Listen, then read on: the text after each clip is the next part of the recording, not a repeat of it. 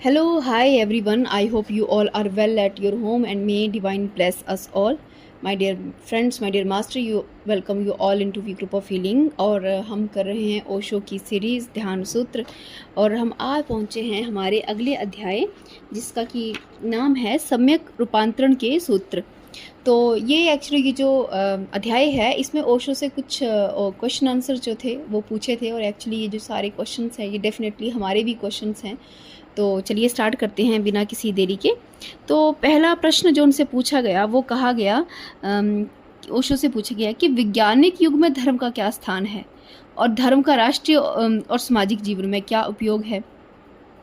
तो ओशो जी इसका उत्तर इस प्रकार देते हैं। वो कहते हैं कि विज्ञान का अर्थ है कि पदार्थ के अंदर छुपी जो भी शक्ति है उसको खोजना, और जो धर्म है वो क्या करता है, हमारी भीतर, हमारी चेतना के भीतर जो शक्ति छुपी है उसको खोजती है। अर्थात एक जो है वो विज्ञान जो है वो फिज़िकल वर्ल्ड में मैटर जितना भी है, पदार्थ जितना भी है, उस पदार्थ की क्या उपयोगिता है, उसके भीतर क्या शक्ति है उसको खोजता है। और जो धर्म है वो जो जीवित मनुष्य हैं या जो चेतना है उसके भीतर की शक्तियों को खोज निकालने में सहायक है। तो ओशो जी कहते हैं कि विज्ञान जो है वो हमें सुविधा देता है, हमारे जीवन को सुखद बनाता है, और धर्म हमारे जीवन में शांति प्रदान करता है। तो साथ ही साथ में ओशो जी ये भी कहते हैं कि विज्ञान और धर्म एक दूसरे के दुश्मन नहीं हैं, वो एक दूसरे के सहायक हैं। उन्होंने कहा है कि जिस भी संस्कृति में केवल विज्ञान को अधिक महत्ता दी है, जैसे कि हमारी पश्चिमी सभ्यताओं में विज्ञान को अधिक महत्ता दी है, तो उनके जीवन में सुख सुविधाएं तो हैं किंतु उनके जीवन में शांति का बिल्कुल अभाव है, क्योंकि विज्ञान की अधिकता का अर्थ है कि उन्होंने धर्म को बिल्कुल छोड़ दिया। और वहीं अगर हम पूर्व की बात करें तो यहाँ केवल धर्म को अधिकता दी गई है, और इसीलिए पूर्व की तरफ जितना भी विज्ञान है वो बहुत क्षीण रह गया, और इसीलिए पूर्व के लोग जो हैं वो धार्मिक तो हो गए लेकिन वो कभी भी सुख सुविधाओं से संपन्न नहीं हो पाए, क्योंकि उन्होंने विज्ञान को कभी महत्व नहीं दिया। ओशो जी कहते हैं कि जो मनुष्य का जीवन है वो शरीर और आत्मा के बीच का एक संतुलन है। मनुष्य का जीवन शरीर और आत्मा का संतुलन बनाए रखना मनुष्य के जीवन के लिए आवश्यक है। उसी प्रकार एक मनुष्य को एक जीवन जीने के लिए अपने धर्म में और विज्ञान के मध्य संतुलन बनाए रखना भी आवश्यक है। हम केवल धार्मिक हो जाएं तो ये भी श्रेष्ठ ना होगा, और अगर हम केवल वैज्ञानिक हो जाएं तो वो भी श्रेष्ठ ना होगा। दोनों को ही साथ लेके चलना पड़ेगा, तो ही ये हमारा समाज जो है वो बहुत सुंदर स्थिति में हो पाएगा, जहाँ पे सुविधा भी होगी और जहाँ पे मन की शांति भी होगी, चेतना की, अवेयरनेस की स्थिति भी होगी। तो जो विज्ञान और धर्म है उनके बीच में संतुलन आवश्यक है। इस बात को और एक्सप्लेन करने के लिए ओशो जी कहानी सुनाते हैं। वो कहते हैं कि कोई एक बादशाह था, यूनान का कोई बादशाह था, वो बहुत बीमार पड़ गया, और इतना बीमार पड़ गया कि अक्सर जितने भी वैद्य थे उन सब ने कहा कि अब बादशाह का अंतिम समय आ गया है। और तभी वहाँ पे एक फ़कीर आया, और उन जो बादशाह के जो भी नुमाइंदे थे वो उस फ़कीर को पकड़ कर लेकर आए कि बादशाह को आके ठीक कीजिए, क्योंकि ऐसा सुना था कि वो फ़कीर किसी भी व्यक्ति को ठीक कर सकते हैं।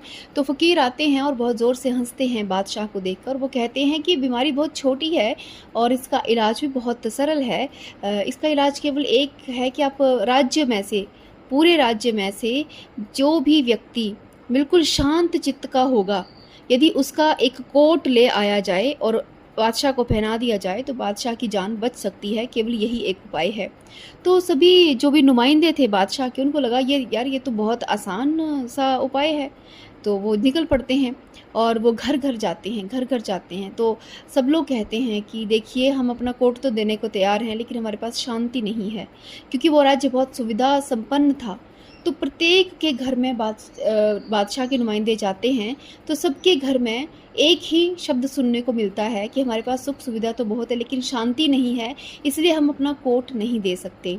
और इस तरह से नुमाइंदे ढूंढते ढूंढते शाम हो जाती है, और शाम के समय वो देखते हैं कि समुद्र के किनारे एक कोई युवक है जो बांसुरी बजा रहा है, और बिल्कुल अपने ही सुर में व्यस्त और अपने ही ध्यान में मग्न बांसुरी के सुर में डूबा हुआ है।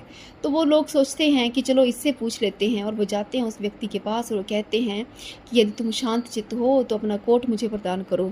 तो वो युवक कहता है कि हाँ, मैं शांत चित्त हूँ, लेकिन ज़रा मुझे ध्यान से देखो, मेरे पास कोट नहीं है। तो इस तरह से बादशाह की मृत्यु जो है वो हो जाती है, बादशाह बच नहीं सकता। तो ओशो जी कहते हैं यहाँ पे जो बादशाह का शब्द है वो हम लोगों के लिए प्रयोग में लाया गया है, इस संसार के लिए प्रयोग में लाया गया है कि जो भी लोग सुविधाओं से संपन्न हैं तो उनके भीतर शांति नहीं है, और जो शांति है, जिसके भीतर शांति है, उसके पास सुविधाएं नहीं हैं। तो इसीलिए जो संसार है, बादशाह की मृत्यु हो जाती है, अर्थात इस संसार की मृत्यु हो जाएगी, ये संसार जीवंत ना रहेगा, ये मशीनों का हो जाएगा जिसमें कि कुछ भी नहीं है, सुख सुविधाएं हैं किंतु भीतर अशांति ही अशांति है। तो ओशो जी कहते हैं कि विज्ञान और धर्म का संतुलन है।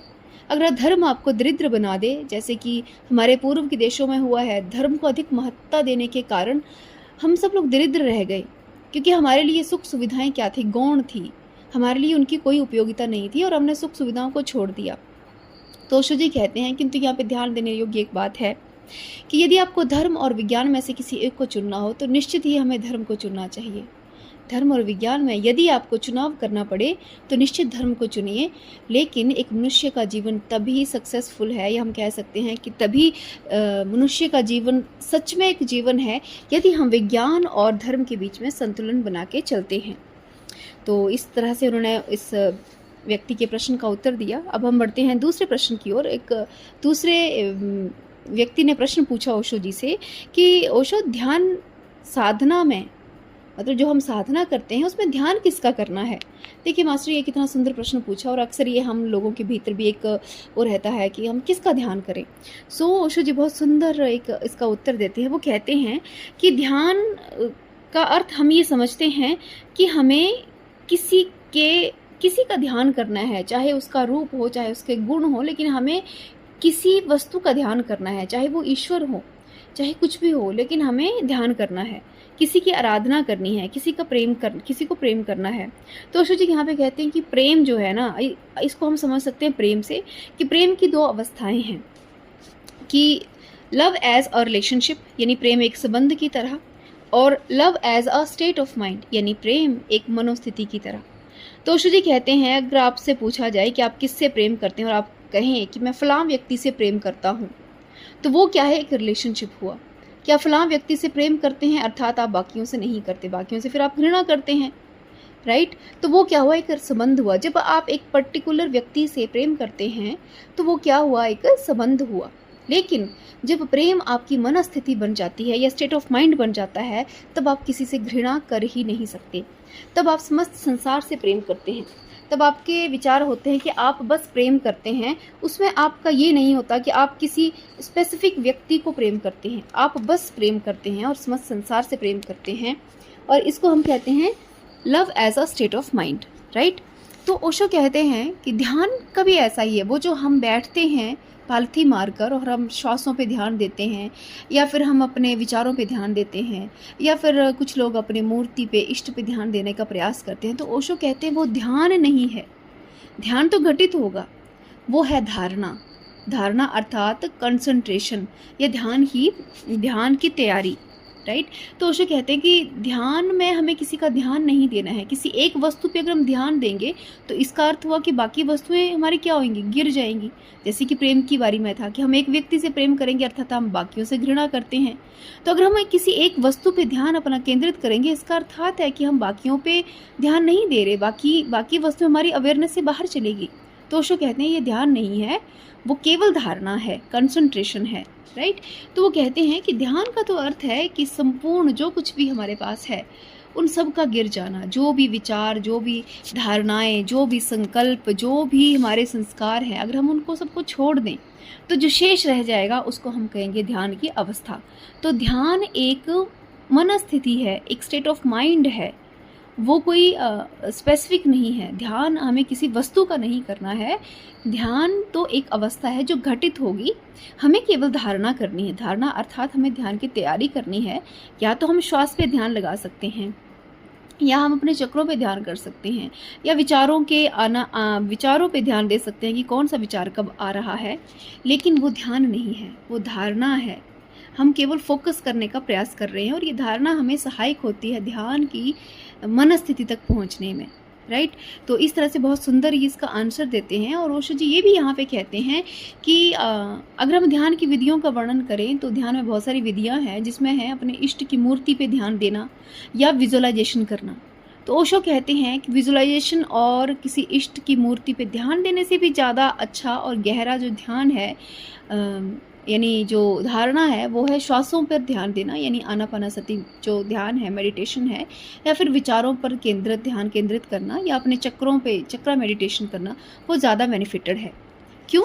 क्योंकि वो हमें ध्यान की अवस्था तक पहुंचाने में सहायक है और बाधा नहीं बनती। लेकिन यदि हम किसी की मूर्ति पे ध्यान करते हैं या विजुअलाइजेशन पे ध्यान करते हैं, तो बाद में वो मूर्ति और वो विजुअलाइजेशन ही हमारे ध्यान की अवस्था का रोड़ा बन जाता है, जैसा कि रामकृष्ण परमहंस जी के साथ हुआ था कि उन्होंने देवी काली की, माँ काली की इतनी उपासना की, उनको इतना विजुअलाइज कर लिया कि मूर्ति पर ध्यान केंद्रित करते करते उनको वो मूर्ति जीवंत लगने लगी, और फिर जीवंत लगने लगी और वो ध्यान में प्रोग्रेस नहीं कर पा रहे थे। तभी तोतापुरी जी आए और उन्होंने उस अवस्था से, उस स्थिति से उनको बाहर निकाला और पहली बार उन्होंने समाधि का अनुभव किया। तो इसीलिए ओशो जी कहते हैं कि ध्यान हमें किसी एक वस्तु का नहीं करना है, वो जो हम करते हैं वो असली में ध्यान नहीं है, वो एक धारणा है। और ध्यान तो घटित होगा, वो एक अवस्था है जो धारणा के उच्चतम शिखर पर हमें मिलेगी, राइट। तो इस तरह से वो इस प्रश्न का भी उत्तर देते हैं। इसके बाद जो तीसरा प्रश्न पूछा गया ओशो से, वो था कि ओशो को पूछते हैं कि ओशो, आत्मिक शक्तियाँ उच्च होते हुए भी सांसारिक रुचियों के सम्मुख परास्त क्यों हो जाती हैं।